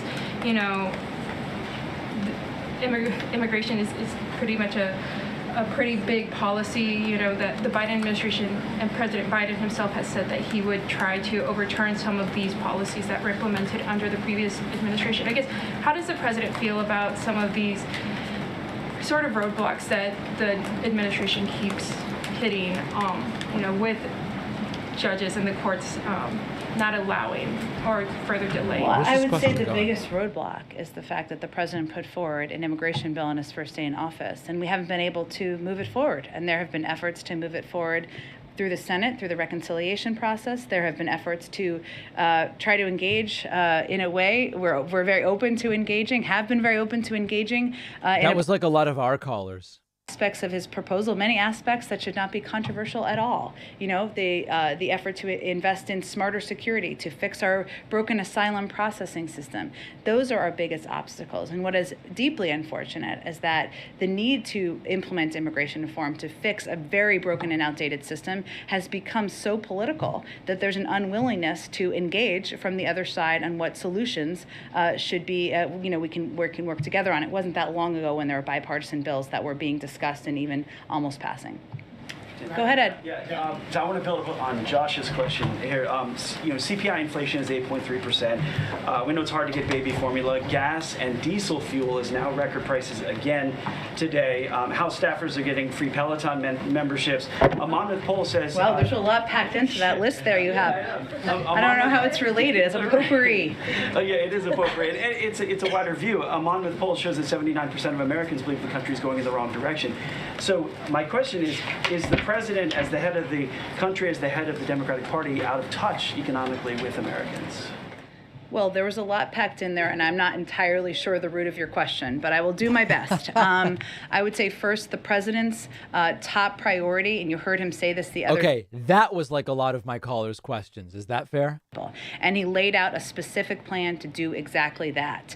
And he has taken a number of steps to do exactly that, including lowering the cost of the internet, ensuring we're taking every step we can to bring down the cost of gas, taking steps to ease the supply chain, something he's been working on from his first day in office. And he has proposed and advocated for and continued to fight for a reconciliation package that will lower significant costs for the American people. I would say the contrast here is what the other side is offering, which, as you've heard me say many times, but it's worth repeating, is a plan by Chairman Scott that would raise costs on 175 million Americans who make less than $100,000. So I would say for the American people, what they can know and understand is we all agree inflation is an issue. We all agree costs are too high. The question is who has a plan to address it. But on gas specifically, the Interior Secretary testified before the House Appropriations Committee that there was no plan to go forward with a 5-year plan for oil drilling in the Gulf. They need that plan in order to open up leases down the road for that.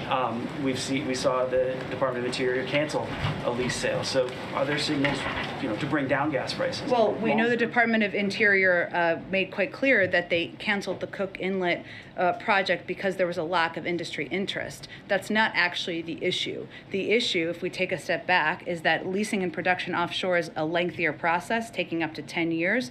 Of the more than 10.9 million offshore acres currently under lease, industry is not producing on 8.26 million acres. That's 75% that is non-producing. Of the 24.9 million onshore acres under lease, industry is not producing on 12.3 million. That's almost 50%. And there are almost 9,000 onshore permits. The issue is not permits. There are plenty of places for oil companies to drill on. They're not. That is the issue. Go ahead. Thank you, Jen.